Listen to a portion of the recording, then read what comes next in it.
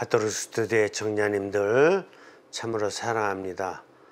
저는 매일 아침 미사 드리면서 여러분들을 성령님께서 극진히 사랑해 주시도록 미사 중에 항상 기억하고 있습니다. 또한 이 시간을 통해서 성령님께서 여러분들을 비춰주셔서 인간과 신앙에 대한 깊은 깨달음 얻을 수 있도록 영감 주시기를 청하고 있습니다. 잠시 기도하겠습니다. 성부와 성자와 성령의 이름으로 아멘. 성령님, 스튜디오 애청자들을 그렇게 극진히 사랑해 주시니 참으로 고맙습니다. 저희들을 당신께서 원하시는 정말 모상으로서의 궁극적 목표에 이룰 수 있도록 끝까지 당신의 영감으로 잘 돌봐 주시기를 청합니다. 이 시간 축복해 주시기를 빕니다.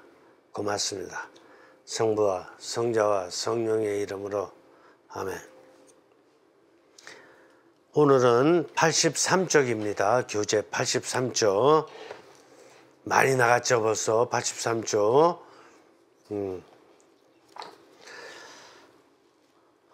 이 부분은 뭐냐면은 일생에 걸친 우리 각자의 삶입니다.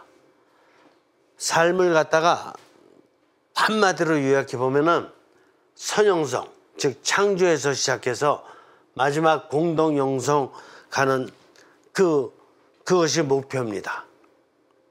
선형성에서 시작해서 공동 영성이 목표입니다. 그런데 이 안에는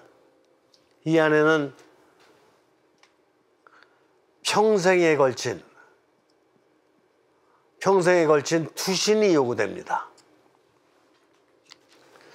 여러분들은 그 평생에 걸친 투신을 나름대로 다 극복해 오면서 나름대로 50년, 60년, 70년 이렇게 온 것입니다. 뭐를 위해서 투신할 것이냐? 뭐를 위해서 투신할 것이냐가 문제입니다. 뭐를 위해서 투신했냐면은 하느님의 지시, 하느님의 뜻을 위해서 투신해야 된다고 우리는 알고 있는 거예요. 그런데 정말 하느님의 지시와 뜻대로 투신해 왔느냐? 한번 청소년 시기를 보자 이거예요.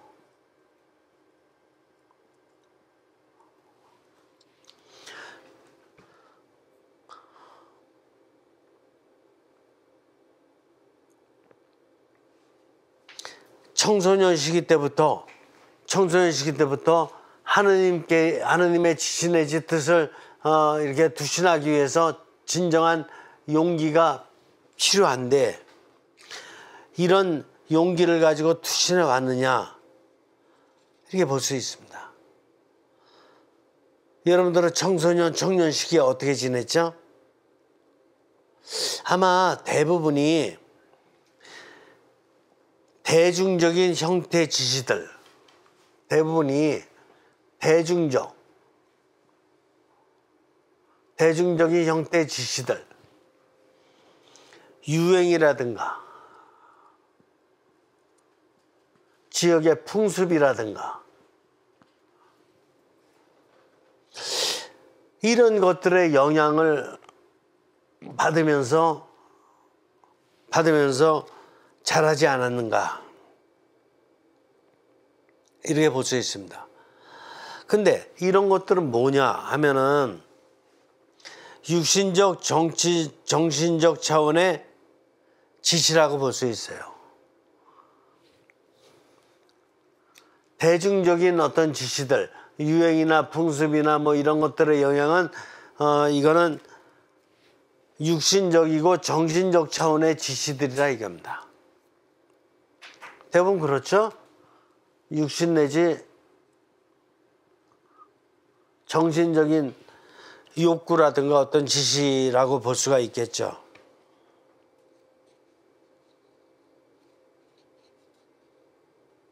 그러면 영적 차원의 어떤 힘은 어떻게 되냐? 영적 차원의 힘은 이런 데는 아직 들어가 있지 않습니다. 그래서 청소년 시기, 청년 시기 때는 청년 시기 때는 육신 내지 정신의 힘이 압도적으로 중심을 이루고 있다. 영적 차원은 아직 삼투되지 않고 있습니다. 그러면은 영적인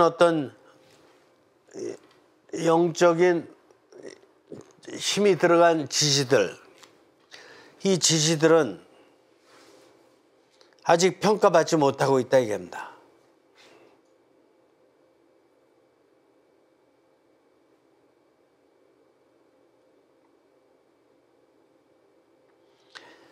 그런데 인간은 성인이 되면은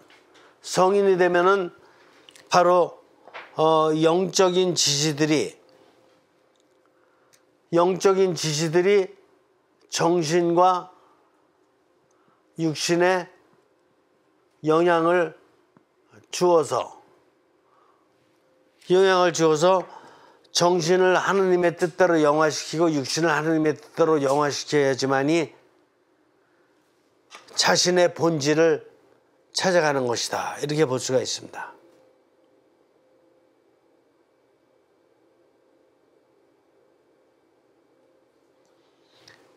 알긴 아는데 문제가 뭐냐?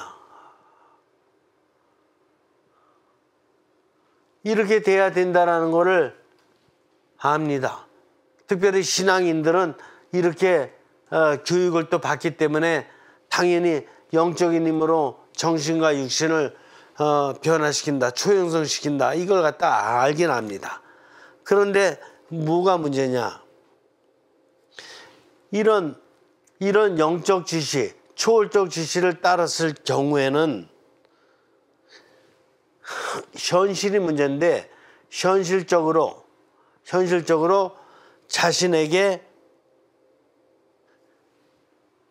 사회적 지위, 명예, 이권 이런 면에서 불이익이 된다 이겁니다. 불이익이 되는 게 문제다 이겁니다. 또한 거룩한 척하지 말라고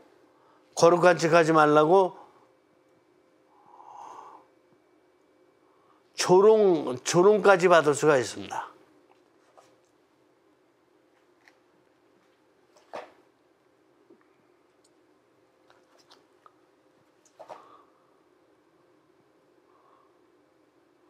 조롱까지 받을 수가 있다 이겁니다. 이런 경우가 있어요. 특별히 요즘 제가 이렇게 간혹 듣는 얘기 중에서 공무원들은 좀 덜하지만 예를 들어서 사업하는 사람들, 특별히 건설업 하는 사람들, 이런 사람들은 이렇게 자신 돈을 들여가지고 건설을 갖다가 이렇게 하고 그러고 나서도 건축이 끝나고 나면 돈을 받아야 되는데 돈을 안 준다 이겁니다.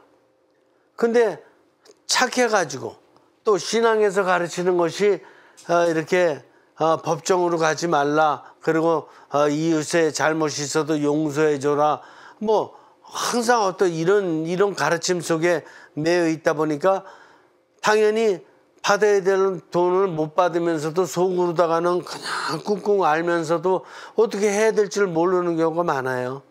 이런 불이익을 받는 경우가 많다니까요. 실제로 사업하는 사람들도 그런 경우가 많습니다. 예를 들어서 자기가 어떤 빌라 이렇게 있어가지고 거기 이제 세를 줘가지고 들어와서 살고 있는데 뻔히 보면은 다른 데 가서는 흥청망청 돈을 마음대로 쓰는 것 같은데 월세는 내지 않고 이러고 나서 그냥 1년, 2년 자꾸 넘어가고, 그러면 가서 월세를 달라 그래야 되고, 그런데도 불구하고 그냥 말을 제대로 잘 못해요. 어떻게 해야 되죠? 그래서 그냥 그 경제적으로 다 손해를 엄청 많이 보고 있다 이겁니다. 그래서 속으로다가는 힘들고 현실적으로 이런 문제들이 많이 있다니까요. 살면서. 돈을 꿔달라 그래서 꿔달랄 적에는 그냥 막 그냥 있는 거 없는 거 다 해가지고 아양 떨고 막 이래서 돈을 빌려줬더니 기간이 지났는데도 갚을 생각은 안 하고 근데 본인은 막 택시 타고 다니면서 막 이렇게 사는 걸 본다 이거야. 그러면 어떻게 할 거냐 이게. 그래도 법정 가지 말라 그랬다 그래서 갈 수는 없고 그렇다고 또 그 집에 가서 막 이렇게 화풀이 할 수도 없고 막 이런 경우가 많다 이게. 이런 경우 어떻게 할 거냐 이게. 어떻게 해야 되죠?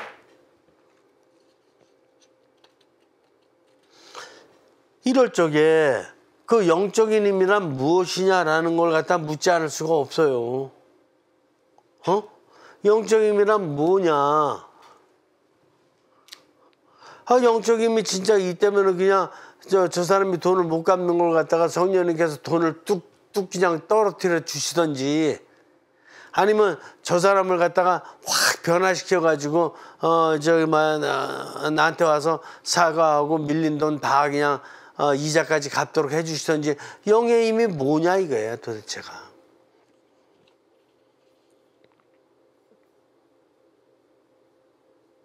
그러면 이게 나의 힘이 일생을 살아야 되는데 내가 선형성에서부터 공동현성까지 깨달았다 이겁니다.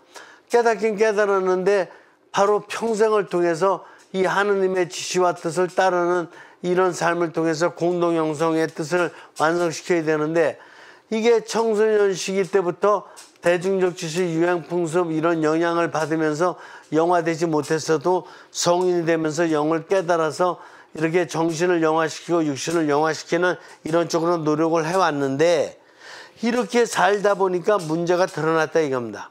그때 이 문제를 어떻게 풀어야 되냐 이게. 뭐가 영이냐 이거예요.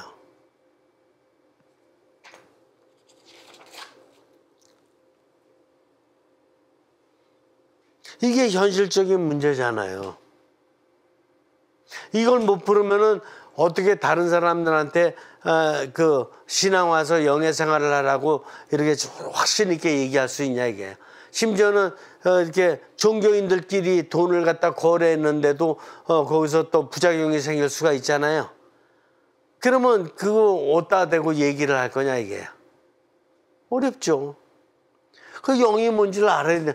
육신이 뭔지 정신이 뭔지 영이 뭔지를 알 필요가 있습니다. 그리고 성령님한테는 뭐라고 기도할 거예요. 저 사람 그 월세 내고 저 사람 나한테 저기 한 거 이렇게 빨리 갚을 수 있도록 해달라고 기도할 거냐 이게. 기도해야지. 근데 그 기도가 들어져요?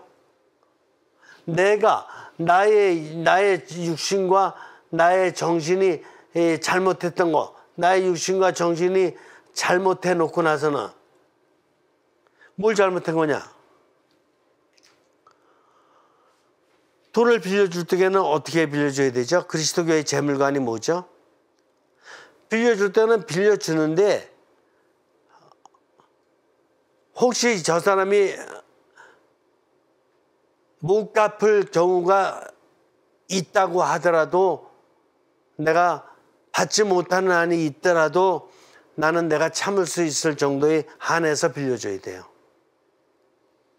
이게 그리스도교의 재물관이에요. 갚으면 좋은데 못 갚는다고 하더라도 난 내가 이걸 갖다 그냥 이해하고 받아들이겠다. 그 선에서 빌려주는 거라 이게.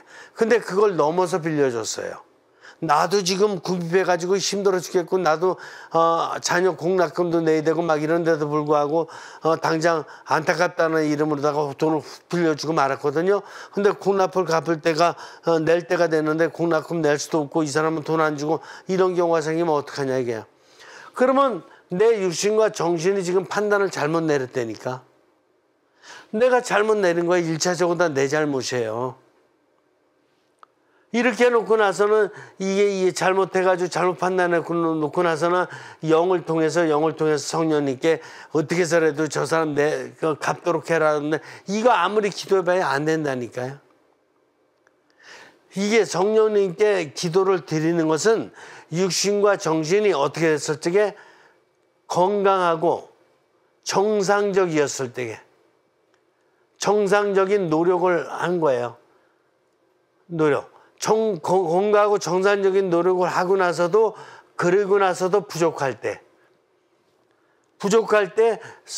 영을 통해서 성령님께 드려야지만이 성령님한테 영감이 오거든요. 근데 이렇게 잘못해 놓고 나서는 성령님께 청하면은 그게 성령님께서 들어주시겠냐 말이야. 들어주실 리가 없어요. 내 잘못은 내 잘못으로 다 끊어야 돼요. 그러면 어떻게 되냐?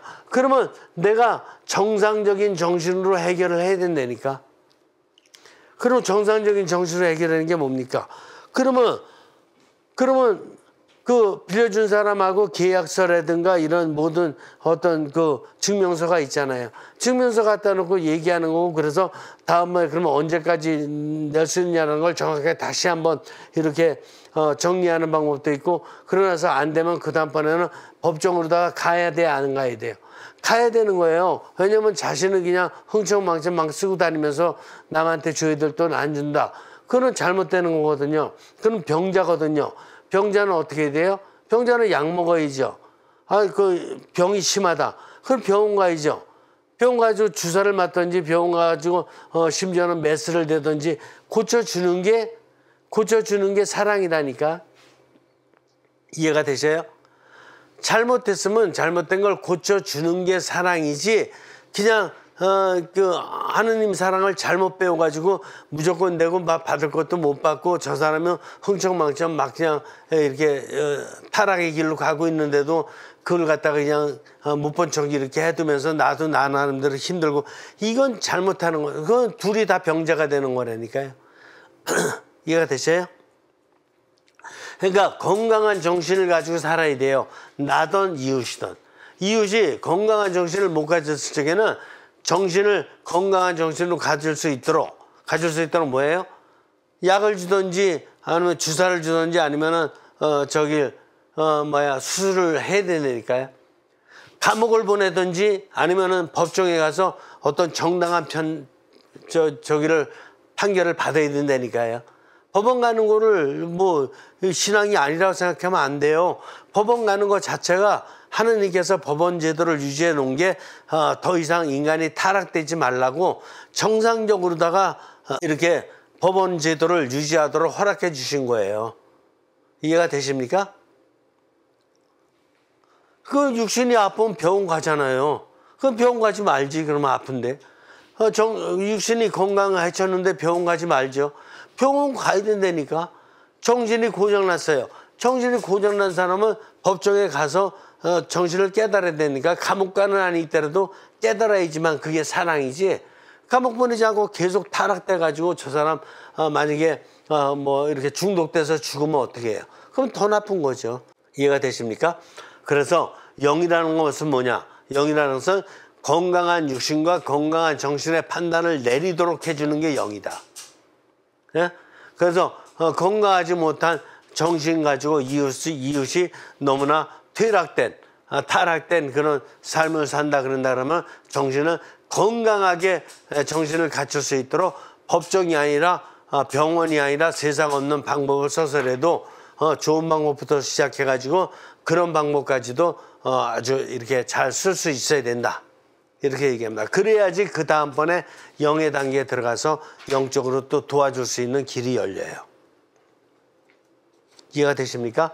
그래서 나의 삶이 선형성에서 공동형성으로 가는 데 있어서 현실적인 문제가 있지만, 현실적인 문제 안에서 우리는 굉장히 지혜롭게 살아야 되고 이렇게 다른 삶을 살려고 하는 노력에 용기를 잃지 말아야 된다.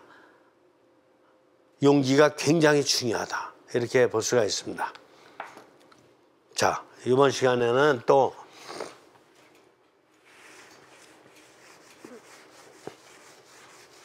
아주 중요한 걸 좀 얘기해야 되겠는데, 그게 뭐냐면은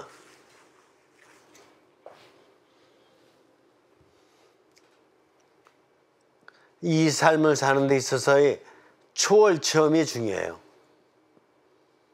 초월 체험이라는 것은 영적 체험이에요. 그러니까 조금 아까는 제가 뭐를 말씀드렸냐면은 용기가 필요하다. 용기가 필요하다는 거 말씀드렸는데 초월점 84쪽 보세요. 초월점. 초월체험이란 나의 삼중구조 전체가 성령님의 영감으로 초월되는 체험을 의미합니다. 나의 어떻게? 삼중구조 전체가 영적 체험하는 것. 영적 체험하는 것. 이게 굉장히 중요하다, 이게 영적 체험하는 것이. 육신적인 실존적 깨달음과 정신적인 실존적 깨달음과 영의 자연적 깨달음의 경지를 넘어가는 것이다. 그러니까 이게 뭐냐? 자, 중요한 게 나왔으니까 육신적인 뭐예요? 실존적 깨달음, 정신적인 실존적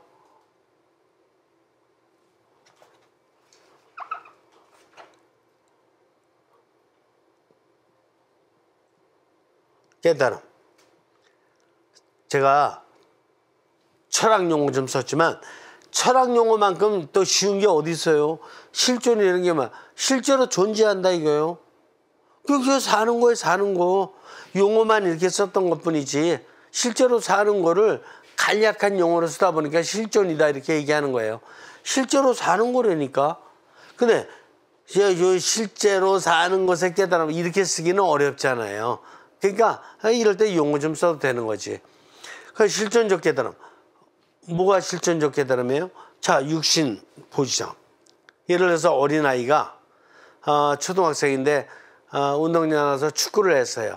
축구를 막 하다가 친구하고 이제 하다가 부닥쳤어. 부닥쳐가지고 내가 부상당했던 상대방이 부상당했던 어쨌든 간에 부상당해서 다리에서 막 피가 나와 넘어져가지고 그렇게 되면 육신적으로 다 깨달을 게 있어요, 없어요? 축구를 하더라도 이렇게 부닥치거나 그러기 전에 조금 조심해야 되는구나. 이런 것도 깨달을 수 있잖아. 그죠?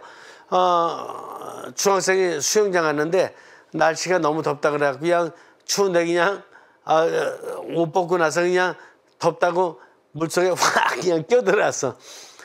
근데 뛰어들어가자마자 갑자기 애가 마비가 됐네. 심장마비가 걸려서. 근데 주위에서 도와줘가지고 어쨌든 깨어나긴 깨어났지만 깨어난 다음에 뭘 깨달아요? 이렇게 물에 들어갈 적에는 항상 준비 운동부터 하고 서서히 몸 이렇게 심장에서부터 먼 데서부터 물 좀 죽이고 이렇게 들어가야 되는구나. 이 실존적 깨달음이에요. 정신적으로도 실존적 깨달음을 얻을 수 있어요, 없어요? 있지. 중학생이 이제 다음 주가 학년 말 고사야. 그래가지고 공부를 해야 되는데 공부를 하지 않고 이렇게 영화 보러 갔다가 친구하고 또 그냥 빵집에 가서 빵 먹고 막 이렇게 하고 나서 일주일을 허송세월 지내다 보니까 당장 내일이 시험 보는 날이네. 가서 시험을 보니까 어떻게 돼요? 알았던 것도 다 잊어버리고 그냥 시험을 갖다 잘못 쳤지. 그때 실존적 깨달음을 얻을 수 있어요, 없어요? 다음부터 그러지 말아야 되겠구나. 이제는 미리미리 공부도 하고 또 큰일을 앞두고는 더 이렇게 조심을 좀 해야 되겠구나. 몸도 좀 잘 정리하고. 이런 실존적 깨달음을 얻을 수 있어요. 이런 실존적 깨달음을 얻을 수 있는데 초월체험이라는 건 뭐냐?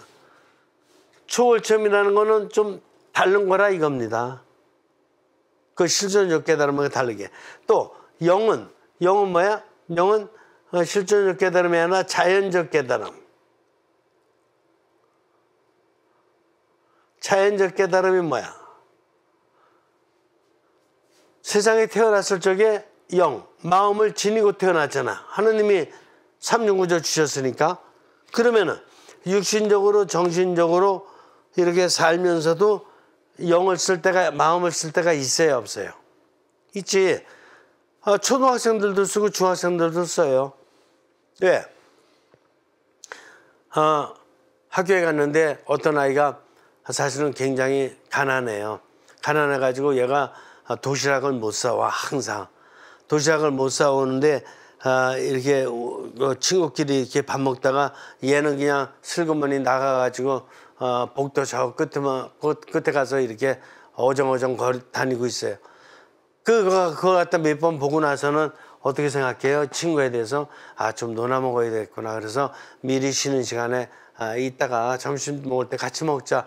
이렇게 불러서 같이 먹는다 그러면은 그거는 뭐야? 그 마음이 움직인 거예요. 육신과 정신도 물론 움직이지만 마음이 움직일 적에는 육신과 정신은 당연히 달라붙는다니까. 그래서 마음이 움직인 거예요. 그래서 나도 지금 나눠 먹으면 배고프지만 또 정신으로다가도 실제로다가는 내 거 내가 그냥 다 먹고 싶지만 이걸 갖다 쪼개는 거지. 쪼개가지고 그 가난한 친구하고 같이 이렇게 먹으려고 이렇게 하는 거죠. 어떤 경우에는 저 아이가 그 용돈 한 번도 못 쓰더라고.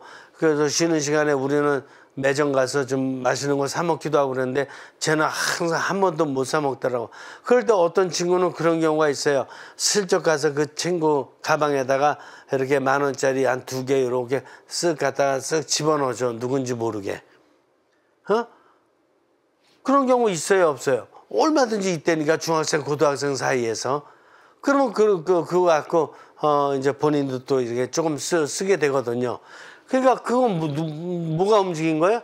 영이, 마음이 움직인 거라니까. 바로 그렇게 성령님하고 연결될 나이는 아니야. 중학생, 고등학생이면은. 그렇죠? 성령님한테 뭐 영감을 청해가지고 영감을 받고 그런 나이는 아니지만은 자연적인 영이 움직여요. 자연적인 마음이. 하느님께서 심어주신 마음 영이 있기 때문에 이것이 자연적으로 그냥 움직이는 거야. 이 힘이 있기 때문에. 그래서 이걸 자연적 깨달음이라 그래요. 정신으로 다 공부해서 깨달은 거 아니에요.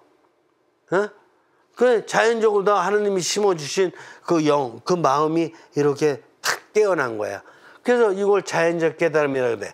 그래서 육신도 항상 일생 실존적 깨달음을 얻고 정신도 일생 실존적 깨달음을 얻고 영도 하느님이 심어주신 그 자연의 상태에서 그 자연적 깨달음을 갖다 계속 얻어가요. 중학생 때 있었던 사건보다는 또 나이 들어서는 좀 더 다른 차원의 어떤 사건들 속에서 영이 움직이고 마음이 움직일 수 있어요. 결혼하고 나면 아기를 내는 거 다 신앙이 없더라도 자연적 깨달음으로다가 영적으로 애를 기르는 거거든요. 이런 게 있을 수가 있다. 그런데 초월체험이란 뭐냐? 초월체험이란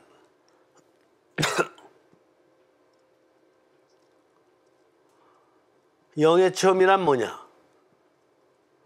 영의 체험이란 바로 영의 체험이란 이 세 가지의 육신, 정신, 영의 이런 체험들을 세 가지 체험들을 넘어갑니다. 대단히 중요합니다. 이걸 넘어가는 것입니다. 즉 뭐냐? 나의 영이 성령님으로부터 영감을 받아서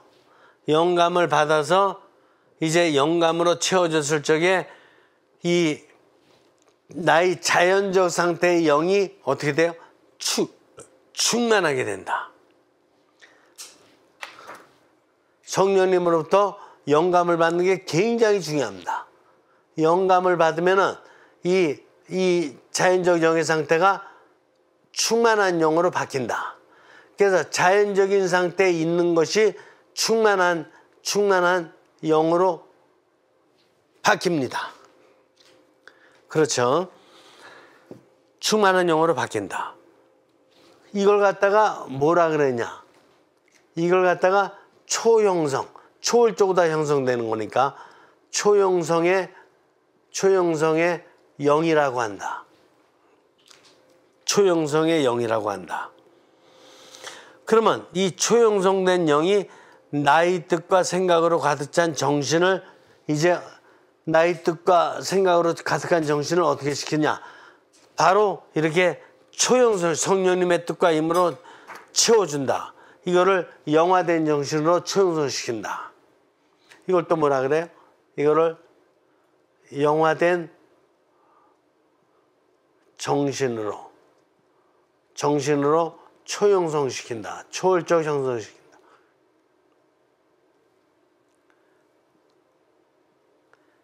이해가 되세요? 성령님으로부터 받은 영감을 받으면은 자연적인 상태에 영이 있었던 게 충만하게 된다 이게요. 충만한 영이 돼. 충만한 영이 된 게 바로 초월적으로 형성된 거예요. 그러면 이 영은 가만히 있지는 않고 그 다음에 내 뜻과 내 계획으로만 가득 차 있는 정신을 갖다가 성령님의 뜻과 계획으로 바꾸는 영화된 정신으로다가 초형성을 또 시키는 것입니다.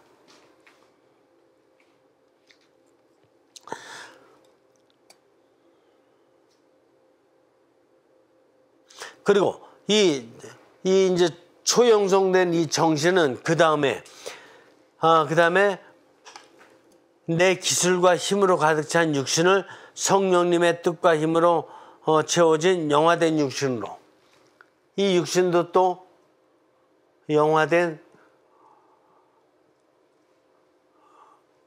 육신으로 초형성시킨다.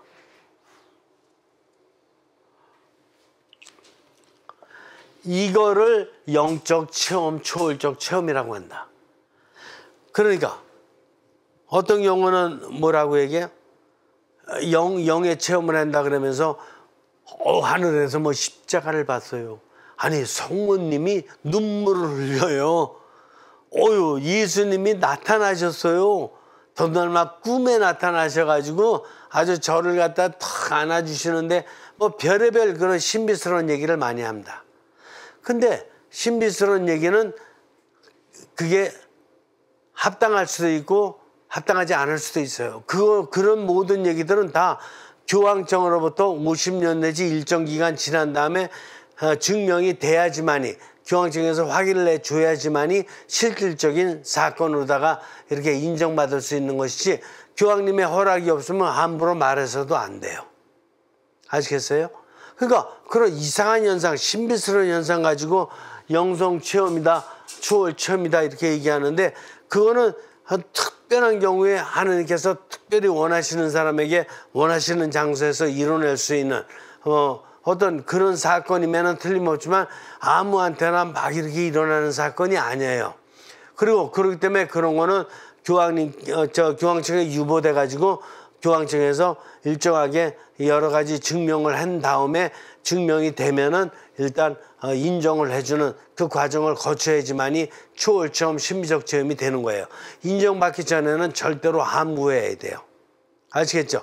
그런데 여기서 얘기하는 초월 체험, 신비 체험, 어떤 영적인 체험 이런 것은 뭐냐면은 이거야말로 모든 인류에게 다 적용되는 보편적이고 정상적인 체험이에요. 이거 뭐냐? 일단 육신적으로도 아까 얘기했던 대로 실존적 깨달음을 얻을 수 있죠. 정신적으로도 실존적 깨달음을 얻죠. 그 다음에 영적으로도 자연적 깨달음을 얻죠. 여기까지 이해되시죠? 그 다음에 뭐냐? 그 다음에 그거를 갖다 넘어갑니다. 이 세 가지를 넘어가는데 어떻게 넘어가냐? 육신적으로도 깨달음을 얻어서 살지만 부족함이 있죠. 정신적으로도 깨달음을 얻으면서 정신이 노력을 많이 하지만 부족함이 있죠. 영적으로도 지금 현재 갖고 있는 영적인 에너지 갖고 노력하지만 실현은 안 될 때가 있어요. 그러면 육신적, 정신적으로 최선의 노력을 다하고 영의 자신이 가지고 있는 자연적인 영행까지 포함해도 해결이 안 되는 거 있죠. 그런 걸 갈망드리는 거예요. 그걸 이게 왜 그러냐? 이건 구체적인 문제예요. 실존이라니까. 구체적인 나의 삶이라니까. 하늘에서 지금 십자가 나타나는 거 아니에요. 성모상 누가 우르라 그랬어요? 아니에요. 그건 나의 삶하고 관계없어요. 이건 지금 나의 삶을 얘기하는 거예요. 나의 삶의 구체적인 상황, 구체적인 사건의 문제를 얘기하는 건데, 여기서 나의 힘으로 안 되는 거 있잖아요. 그거를 말씀드리면 그거에 대해서는 성령님께서 꼭 영감을 주시는 것이에요. 꼭 영감을 주실 뿐만 아니라 내가 바라는 그 영감 이상의 어떤 은총을 주셔요. 그 영감은 꼭 나오니까 그걸 받는 것이 그게 바로 영적인 체험이고 초월적 체험이다. 그래서 무슨 영감을 주느냐? 어떤 때는 너 너무 욕심을 많이 부리는 것 같은데 너 그거 네가 지금 원하는 구체적인 계획을 이루려면 조금 더 기다릴 필요가 있는 거야. 아니면 그 이외에도 여러 가지로다가 너는 그 일을 해나가는 데 있어서 하느님과의 이런 합치된 마음으로 하는 것이 아직 약해. 하느님과 합치된 마음으로 할 수 있도록 해야 돼. 너는 지금 네 뜻만 이렇게 생각해가지고 네 정신이 아직은 강인 것 같아. 너는 하느님의 뜻을 인정하는 마음을 하느님의 뜻을 이루고자 하는 계획으로 다 조금 바꿀 필요가 있어. 정신을 영화된 계획으로. 알겠어?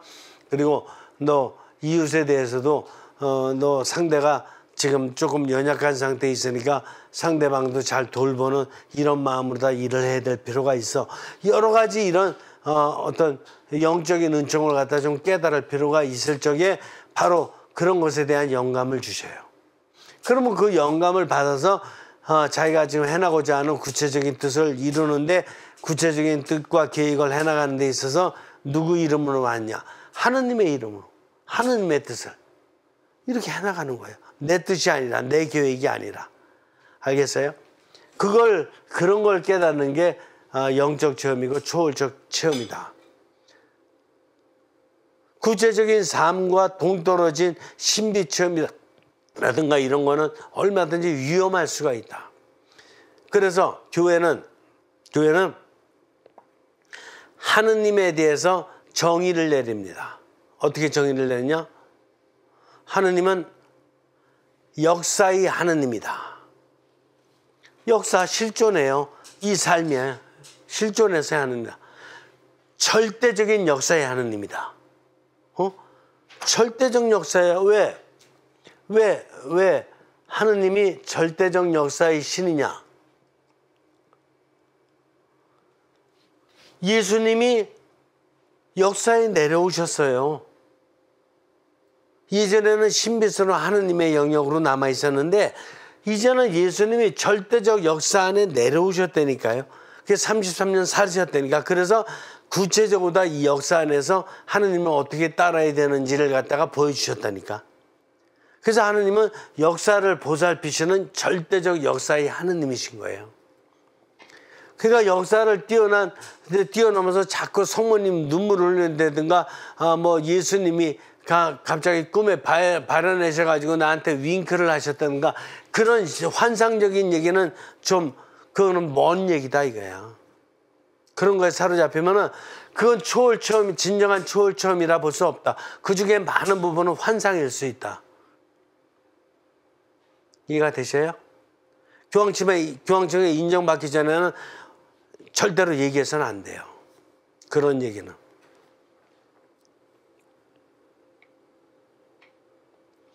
결국 초월은 나의 삼중 구조가 성령님의 영감으로 초월적 역동성을 통해 초연성되는 나의 총체적 변화이다. 어떤 거예요? 초월 체험은 나의 변화예요.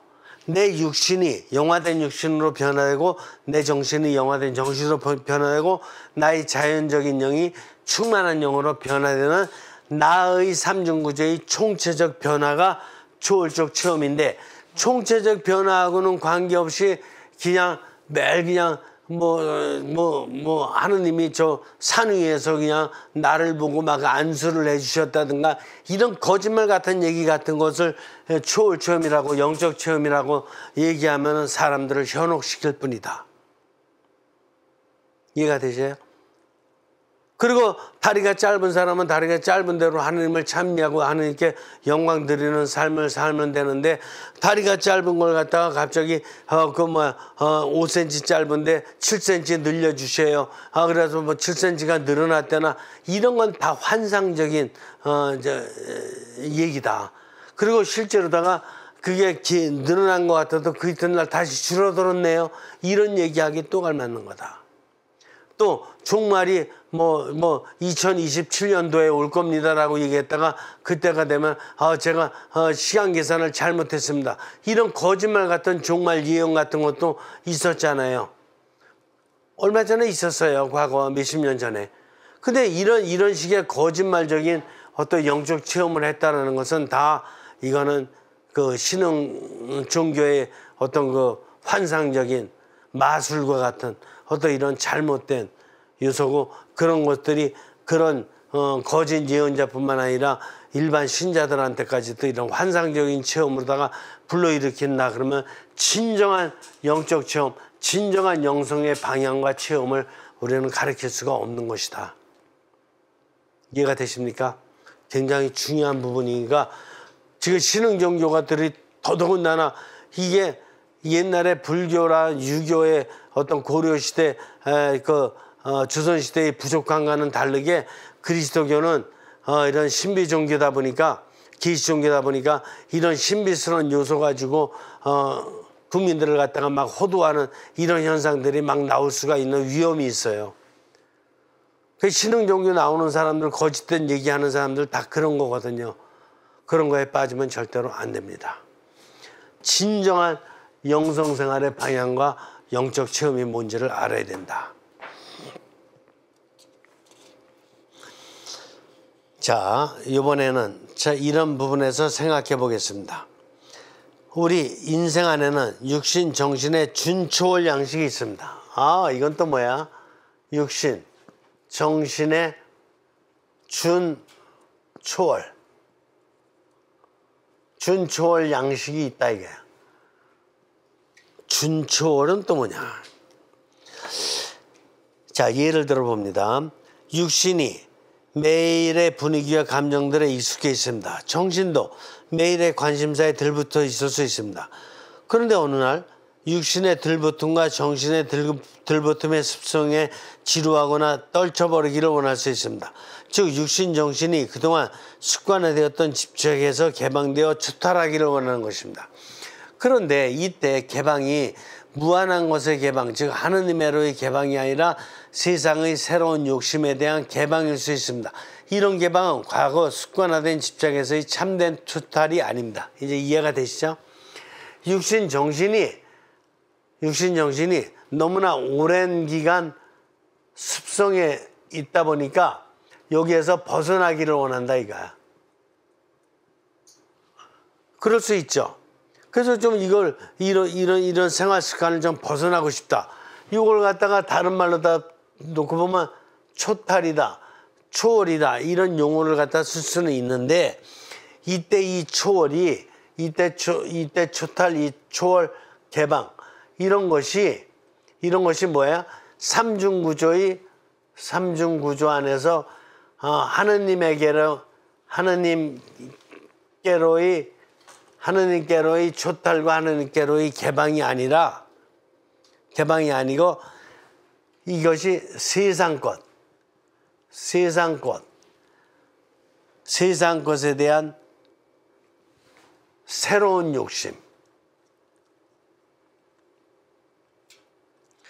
욕심애로의 어떤 초월을 얘기하는 거라면은 이거는 진정한 초월이 아니다 이겁니다. 참된 개방은 하느님의로의 개방이고 영을 위한 여백이며, 참된 개방은 뭐냐? 그래서 참된 개방은 하느님의로의 영을 통한 하느님의로의 개방이고 하느님의로의 초월이다. 결국 육신의 충동 에너지와 정신의 열망 에너지만의 개방은, 즉 육신과 정신만의 개방, 영을 빼놓은 육신과 정신만의 개방은 뭐야? 육신과 정신이라는 것은 항상 세상 것에 관심이 있잖아요. 하느님이 아니라. 그러니까 세상 것의 이중구조는, 육신, 정신 이중구조는 항상 세상 것에서의 새로운 걸 찾는 것이지 영과 같이 하느님 안에서의 새로운 걸 찾는 건 아니라 이거예요. 이해가 되세요?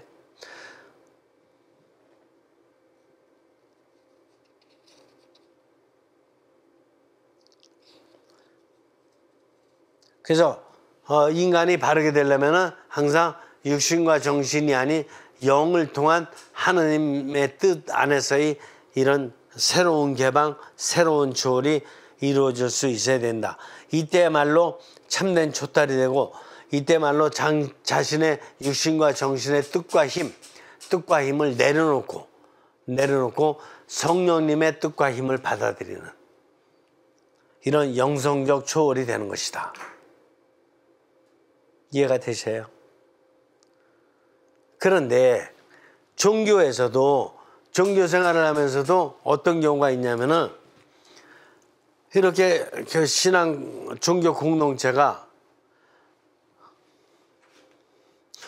그 공동체 사람들이 계속 이렇게 1년을 갖다 살고 5년을 살고 10년을 살면 좀 지루할 수 있잖아요. 그래서 좀 새로운 걸 해야 되겠다. 그래서 새로운 걸 한다는 프로그램을 짜는 데 있어서 육신과 정신적인 프로그램을 짤 수가 있다니까. 그게 뭔데요? 그게 예를 들어서 이렇게 어떤 공동체에 예를 들어서 어떤 1년 맞이 축제를 하겠다. 축제를 하는데 축제의 내용의 거의 대부분의 프로그램을 육신과 정신적인 차원에다 둬가지고 뭐 척사대회를 한다, 족구대회를 한다, 뭐를 한다. 이런 행사 중심으로 영이 담기보다는 육신과 정신의 활동과 그 힘만이 많이 담긴 어떤 그런 쪽의 프로그램을 한다. 이렇게 된다라 그랬을 적에는 아무리 새로운 걸 척사대회를 갖다가 뭐 족구대회로 바꿨건 또 족구대회를 갖다가 뭐 어떤 다른 프로그램으로 또 바꿨던 간에 이게 육신과 정신의 새로운 프로그램으로 바꿨을 적에는 영적인 개방과 영적인 초월이 이루어지는 건 아니다. 그거는 이게 인간적인 친교의 프로그램은 만들어질 수 있으나 영적인 프로그램은 만들어지는 게 아니다. 영적인 프로그램이 만들어지려면은 이제 안 해봤던 어떤 체험 발표회를 한다든가 영적인 체험 발표회 아니면은 체험 어떤 선교를 했던 선교 발표를 한다든가 이런 어떤 영적인 의미가 담긴 어떤 프로그램이 개발돼야지만이 그게 새로운 영적 체험이 되는 것이지 육신과 정신 중심으로 다 이루어지는 프로그램을 아무리 새로운 걸 했다 그래도 그거는 진정한 어떤 삼중구조의 영적 체험이 되는 게 아니라 세상 것에서의 새로운 어떤 체험이 되는 것에 불과하다. 그렇기 때문에 그런 걸 뭐라 그래요? 그런 걸 준초월적 체험이다. 진정한 초월적 체험이 아니다. 초월적 체험으로 넘어가긴 넘어가는데 그냥 세상 것 안에서의 새로운 체험이지 하느님 안에서의 참된 새로운 건 아니다 이런 뜻이에요. 이해가 되시죠? 차이가 있죠? 그래서 준초월과 영성적 초월의 차이를 분명히 깨달아야 된다. 그래서 이제 종교의 어떤 공동체들이 특별히 조심해야 돼요. 뭐 이게 재밌으라고 말이야. 재밌으라고 막 이런 새로운 프로그램 갖고 막 이렇게 하는 거는 그거 잘못하면 그 세상 곳에서의 새로운 어떤 그 프로그램을 도입한 그런 거에 불과하지 실제로다가 이런 영성적 체험은 아니다. 이렇게 보는 거예요. 삼중구조의 초월적 역동성 안에서 이중구조에서 익숙했던 육신 정신의 집착을 버리고 삼중구조의 영성적 초월의 삶으로 초탈하는 것이야말로 진정한 초탈이다. 이렇게 볼 수 있습니다. 이해가 되셔요?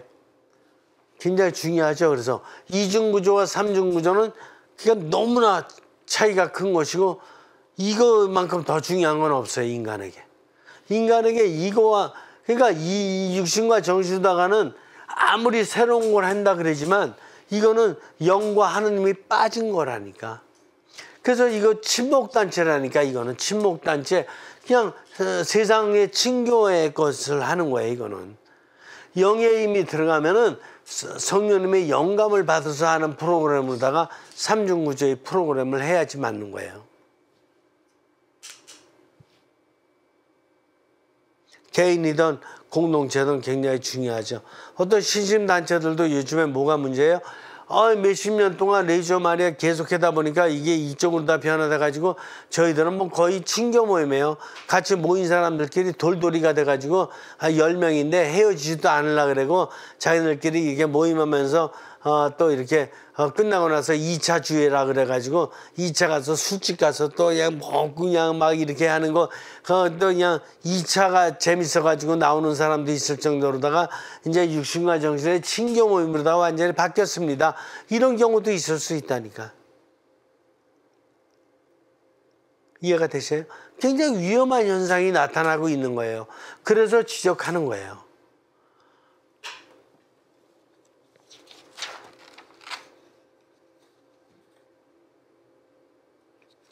자, 그다음에 영적인 초월적 체험.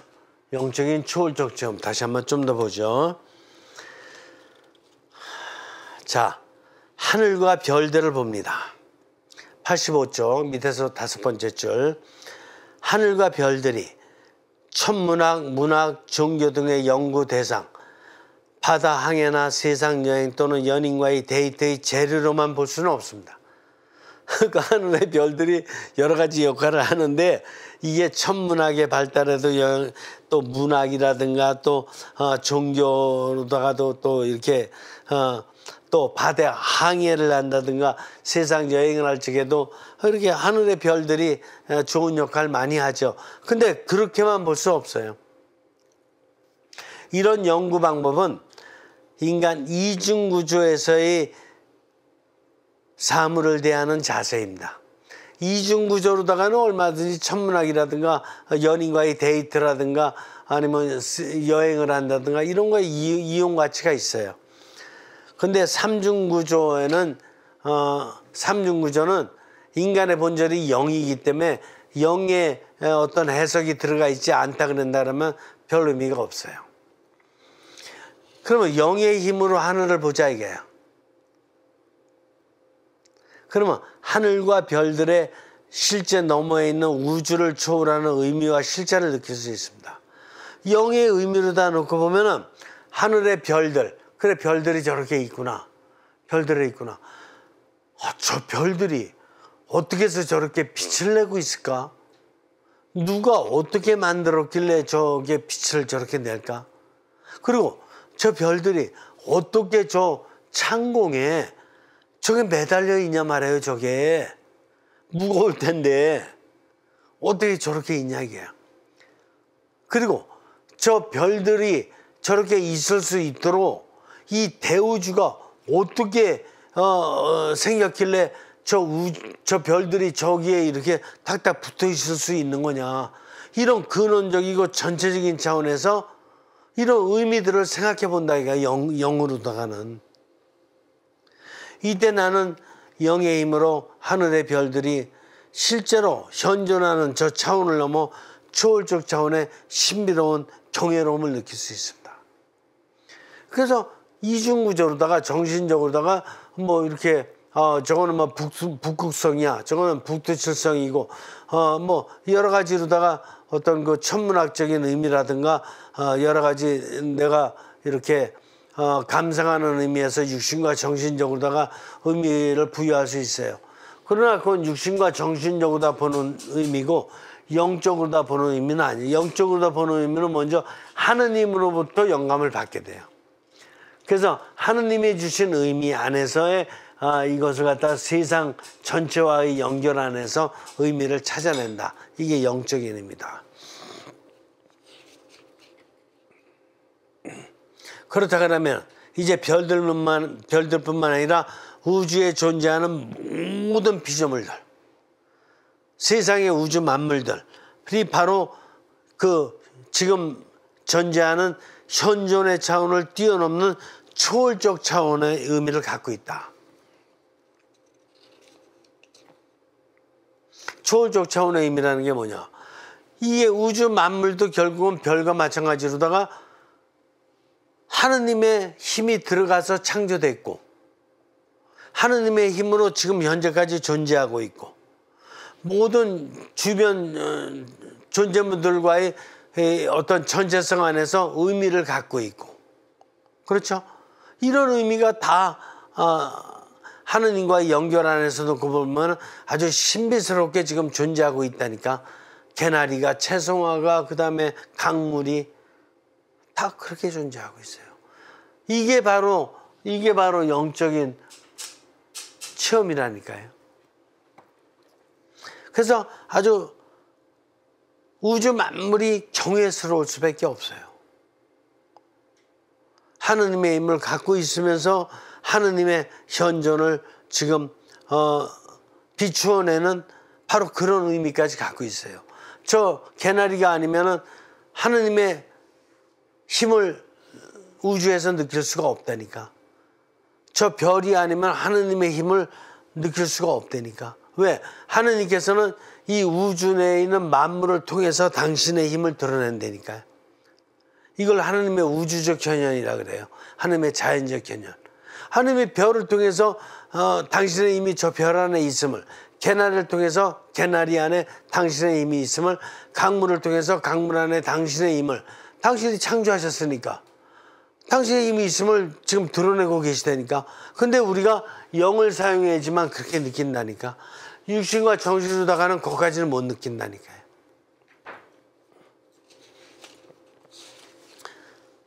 이제 답이 나왔어요.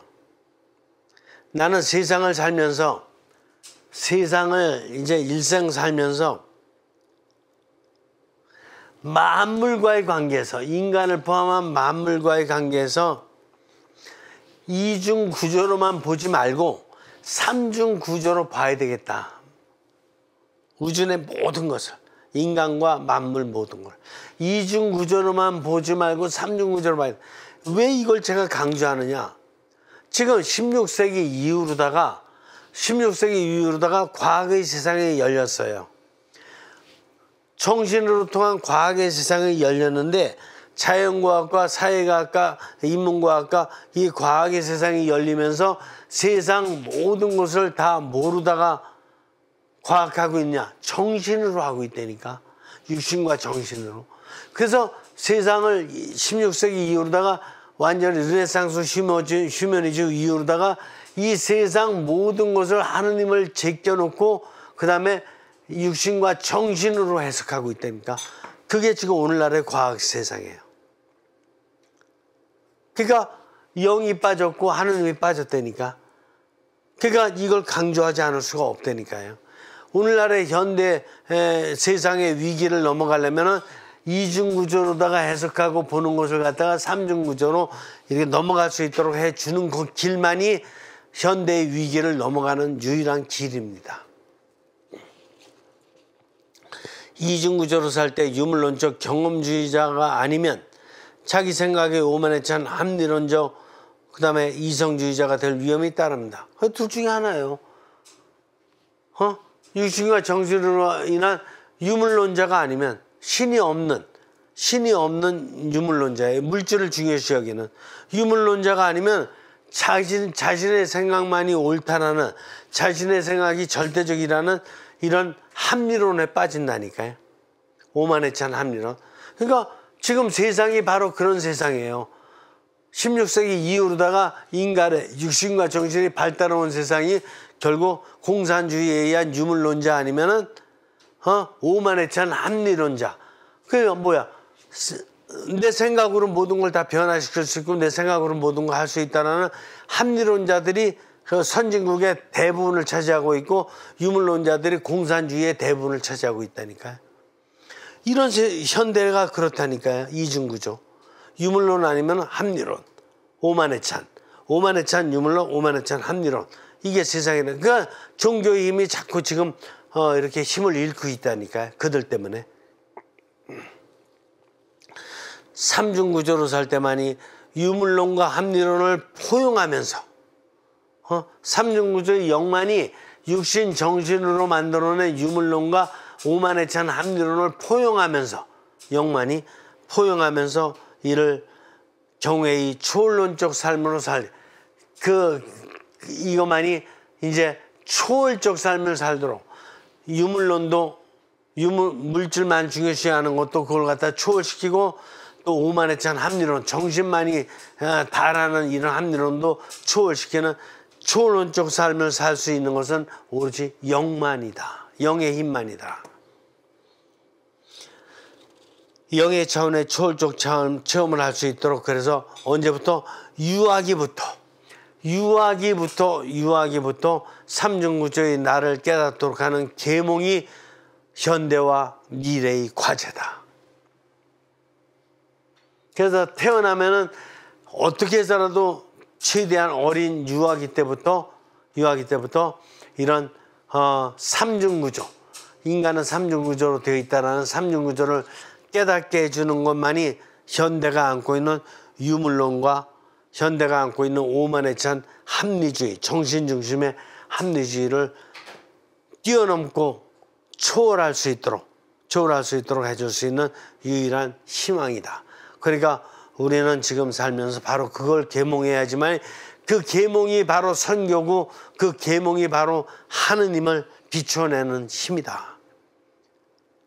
물론 각자 나름대로 자기 종교를 전달하는 것도 선교고, 나름대로 이렇게 초월자의 힘을 드러내는 것이긴 하지만, 더 중요한 것은 만인을 상대로 해서 이중구조로 살고 있는 지금 유물론자들과 오만에 찬 정신중심으로 살고 있는 사람들을 어떻게 해서라도 자신들 안에 있는 영의 힘을 일깨워서 삼중구조로 살게 해주는, 그것이 바로 진정한 하느님의 창조를 깨닫게 해주는, 하느님을 전교하는 선교이고, 하느님을 깨달아서 바로 해방된 삶을 살 수 있도록 이끄는, 바로 그것이 참 인간 본질의 삶이다.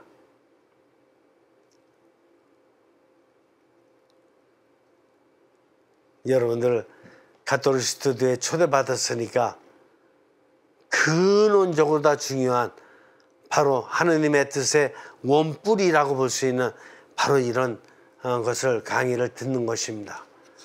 여러분들 이 교재를 통해서 3번, 4번 묵상해 보시면 더욱더 깊이 있는 영감을 받을 수 있고, 여러분 자신을 초형성시키면서 세상의 모든 인간들도 초형성시키고 세상의 만물도 초형성시키는 이런 초형성의 경외로운 삶을 여러분들 살아내는 그런 체험을 할 수 있을 것입니다. 그것이 하느님의 현대적인 의미의 뜻입니다. 마치 기도하죠.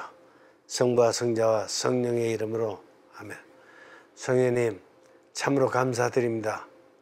당신의 뜻을 이렇게 전할 수 있는 가톨릭 스튜디오를 연결해 주시고, 이것을 통해서 당신의 뜻을 마음껏 이렇게 온 세상을 향해서 계몽할 수 있도록 이끌어 주시니 진정 감사드리고, 저희들 가톨릭 스튜디오 회원들을 정말 잘 보살피셔서 그들이 세상 계몽의 선구자들이 될 수 있도록 이끌어 주시기를 청합니다. 고맙습니다. 성부와 성자와 성령의 이름으로 아멘.